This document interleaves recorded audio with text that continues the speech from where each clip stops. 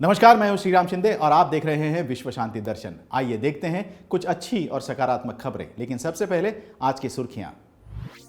Asia का सबसे बड़ा लिक्विड मिरर टेलीस्कोप, निजी अंतरिक्ष यान निर्माण सुविधा, आसाम में पानी के भीतर सुरंगें, छपे हुए कान का प्रत्यारोपण, तेर एनविरोथॉन का सफल आयोजन। हिमालय पर्वत श्रृंखला पर एक पहाड़ के ऊपर लगाया गया है भारत का पहला लिक्विड मिरर टेलीस्कोप, जो एशिया का सबसे बड़ा है। एशिया का सबसे बड़ा लिक्विड मिरर टेलीस्कोप अब हिमालय पर्वत श्रृंखला में एक पहाड़ के ऊपर लगाया गया है। इसे Aryabhatta research institute of observational sciences के देवस्थल वेधशाला परिसर में लगाया गया है। यह अद्वितीय परियोजना 2450 मीटर की ऊंचाई पर स्थित है, जो रात के आकाश को देखने के लिए तैयार की गई है। 4 मीटर व्यास वाला ये अनूठा उपकरण भारत, बेल्जियम, पोलैंड, उज्बेकिस्तान और कनाडा के बीच व्यापक अंतर्राष्ट्रीय सहयोग से संभव हुआ है। अनुमान है कि यह टेलीस्कोप हर रात लगभग 10 जीबी डेटा उत्पन्न करेगा। वैज्ञानिक इस खगोलीय जानकारी को उपलब्ध कराने के लिए उत्साहित हैं।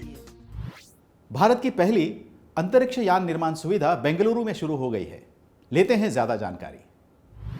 भारतीय अंतरिक्ष अनुसंधान संगठन के अध्यक्ष एस सोमनाथ ने हाल ही में भारत की पहली निजी अंतरिक्ष यान निर्माण सुविधा का उद्घाटन किया। अनंत टेक्नोलॉजीज प्राइवेट लिमिटेड ने भारत की सबसे बड़ी निजी अंतरिक्ष यान सुविधा बेंगलुरु में खोली है। इस 1500 मीटर वर्ग मीटर सुविधा के भीतर मौजूद 4 मॉड्यूल के साथ 4 विशाल अंतरिक्ष यान एक ही समय में एकीकृत किए जा सकते हैं और उनका परीक्षण भी हो सकता है।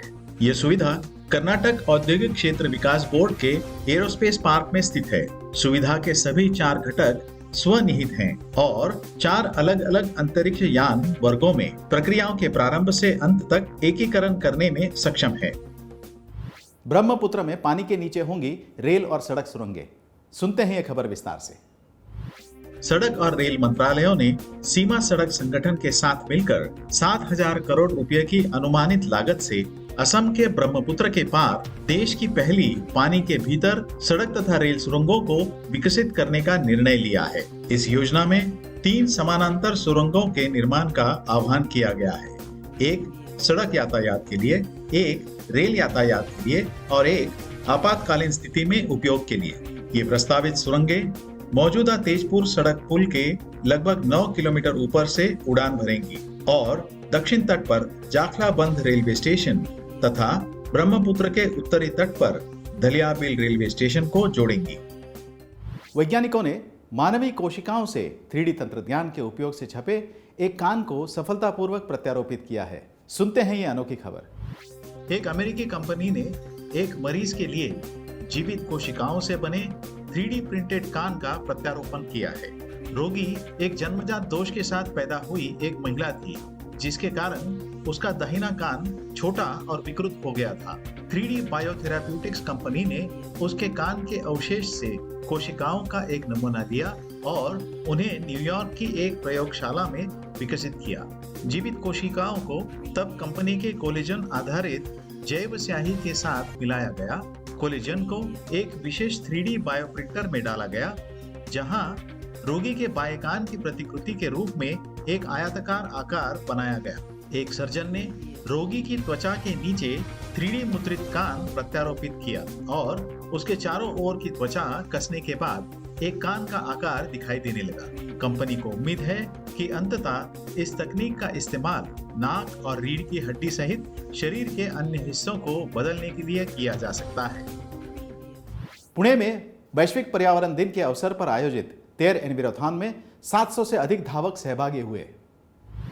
वैश्विक पर्यावरण दिवस के अवसर पर पुणे ग्रामीण पुलिस के सहयोग से पर्यावरण संरक्षण के क्षेत्र में कार्यरत संस्था तेर पॉलिसी सेंटर द्वारा तेर एनविरोथॉन 2022 दौड़ प्रतियोगिता का आयोजन किया गया।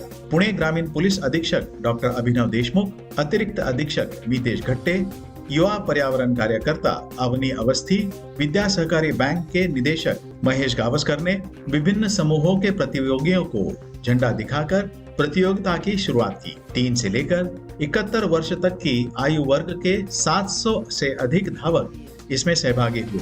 इस प्रतियोगिता में विनया मालुसरे, मोनाली सिंघवी, प्रथमेश देशमुख, रंजीत खंबालकर, हेमंत कुमार, गणेश मोरे, राम जगदे, देवांग, डॉक्टर संजीवनी कुलकर्णी, डॉक्टर विनीता दीक्षित, नीलिमा करांडे, मानसी यादव, शुभांगी पवार, जितेंद्र चौहान, कृष्णा कुऱ्हाडे, सूरज शेरके, किशन यादव, प्रतीक आवले, आदिति हरगुड़े, अंजलि पारा और डॉक्टर प्राजक्ता, सुरेखा श्रीकांत, सुमित चंद्र, अनूप धोत्रे, विष्णुश्री इन विजेताओं को पदक और प्रशस्ति पत्र देकर सम्मानित किया गया। तेर पॉलिसी सेंटर की संस्थापक अध्यक्षा डॉक्टर विनीता आप्टे ने विश्वास जताया कि इकट्ठा प्रयास से जलवायु परिवर्तन के खिलाफ चल रही लढाई में हम जीत हासिल कर सकते हैं।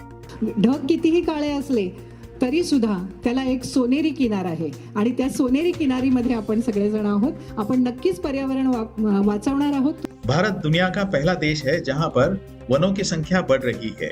ऐसी जानकारी देते हुए भूतपूर्व केंद्रीय पर्यावरण मंत्री श्री प्रकाश जावडेकर जी ने कहा, धावणं याचे इतका सर्वांग सुंदर व्यायाम नाही, पोहणं किंवा धावणं. आणि त्याच्यापेक्षा महत्त्वाचं म्हणजे आपण नव्या सवयी लावतो ज्या आता पर्यावरणासाठी जरुरीच्या आहेत. कि पर्यावरण को बचाने के लिए खुद से शुरुआत करनी चाहिए। पर्यावरण के प्रति प्रेम बढ़ाने में ऐसी योजनाएं उपयोगी होंगी, ऐसा विश्वास उन्होंने जताया। इसी के साथ अच्छी और सकारात्मक खबरों का सिलसिला यहीं पर खत्म होता है, लेकिन बहुत जल्द हम देखेंगे कुछ मनोरंजक, आश्चर्यजनक लेकिन उपयुक्त जानकारी इसी कार्यक्रम में जाते जाते। देखते रहिए विश्व शांति दर्शन। धन्यवाद।